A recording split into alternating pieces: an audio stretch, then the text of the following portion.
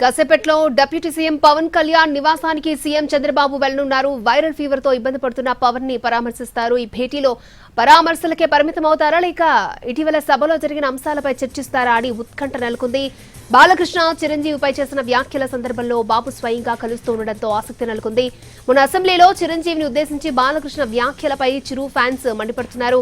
అయితే ఇప్పటి వరకు పవన్ కళ్యాణ్ స్పందించలేదు. అసెంబ్లీ సమావేశాల్లో పవన్ పై బోండా ఉమా కామెంట్స్ కొంత వేడెక్కించింది.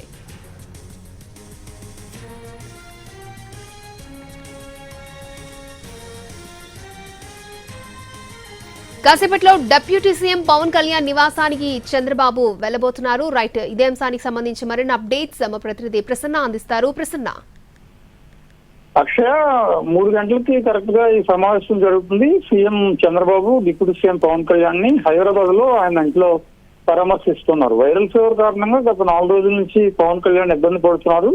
ఆయన మొన్న బయలుదేరి హైదరాబాద్ కూడా వెళ్ళిపోయారు. అమరావతి నుంచి బయలుదేరి అసెంబ్లీ సమావేశాలు కూడా లాస్ట్ 3 days లో రాలేదు. అయితే ఇప్పుడు తాజా పరిస్థితి ఆయన వైరల్ ఫీవర్ నుంచి కొద్దిగా కోలుకుంటూ ఉన్నారు. దగ్గు, జ్వరంతో ఎక్కువగా బాధపడుతున్నారు. ముఖ్యమంత్రి చంద్రబాబు కొద్దిసేపట్లో ఆయన పరామర్శిస్తారు. ఇక్కడ వరకు ఓకే. అయితే ఇక్కడ తాజా పరిణామాలు కనుక చూసుకుంటే మనకి అసెంబ్లీ సమావేశాల్లో బోండా ఉమా పవన్ కళ్యాణ్ మీద సీరియస్ గా కామెంట్ చేయటం, పొల్యూషన్ కంట్రోల్ బోర్డు డిస్కషన్ సంబంధించి అధికారులు పవన్ కళ్యాణ్ అందుబాటులో ఉండట్లేదు అని ఆయన సీరియస్ గా కామెంట్ చేశారు బోండా ఉమా. ఆ తర్వాత మనం చూసాం బాలకృష్ణ చేసిన కామెంట్స్ చిరంజీవి మీద. చిరంజీవి జగన్మోహన్ రెడ్డి మీటింగ్ కి సంబంధించి చిరంజీవి లీడ్ తీసుకోలేదు, చిరంజీవి అలాంటి పనే చేయలేదు. జగన్మోహన్ రెడ్డి అపాయింట్మెంట్ ఇస్తే చిరంజీవి ఇతర సినీ ప్రముఖులు వచ్చారని కొంచెం ఇబ్బందికరమైన కామెంట్స్ బాలకృష్ణ చేశారు. దీని మీద పవన్ కళ్యాణ్ ఏం స్పందించలేదు.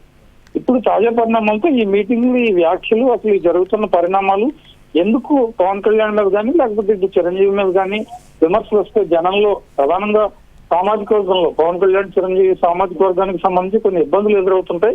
గత ఎన్నికల్లో ఈ సామాజిక వర్గం చాలా హార్డ్ కోర్ గా జనసేనకు సపోర్ట్ చేయడం, కూటమికి ప్రధానంగా సపోర్ట్ చేసింది. కూటమి అధికారంలోకి రావడానికి కారణం ఒక రకంగా ఎక్కువ భాగస్వామ్యం పవన్ కళ్యాణ్ కూడా ఉంది, ఆ సామాజిక వర్గానికి కూడా ఉంది.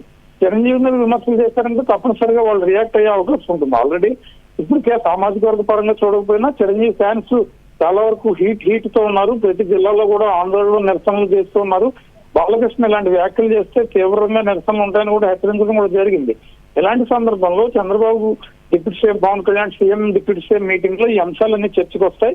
ఈ వాతావరణానికి ఎక్కడో ఫుల్ స్టాప్ పెట్టకపోతే కనుక డైరెక్ట్ గా అసెంబ్లీలోనే పవన్ కళ్యాణ్ ని టార్గెట్ చేసిన పరిస్థితి ఉంది. కాబట్టి భవిష్యత్తులో ఇలాంటి పరిణామాలు ఇంకా ఎక్కువ ఎమ్మెల్యేలు అది మాట్లాడితే కూటమి ఐక్యతకే ప్రమాదం వచ్చే అవకాశం ఉందని గ్రహించి నష్ట నివారణ చర్యలు ఈ సందర్భంగా ఈ డిస్కషన్ అంతా ఇవాళ జరిగే అవకాశం కనిపిస్తుంది. ఏదో కేవలం వైరల్ ఫీవర్ వస్తే జనరల్ గా ఫోన్ లో పరామర్శించుకుంటారు, వెళ్ళి కలిస్తే అవకాశం ఉంటే వెళ్తారు. కానీ ఇక్కడ important issues, political issues, political heat పుట్టించే ఇష్యూస్ ఉన్నాయి. కాబట్టి తప్పనిసరిగా ఈ అంశాలన్నీ చర్చకు వచ్చే అవకాశం అయితే కనిపిస్తుంది.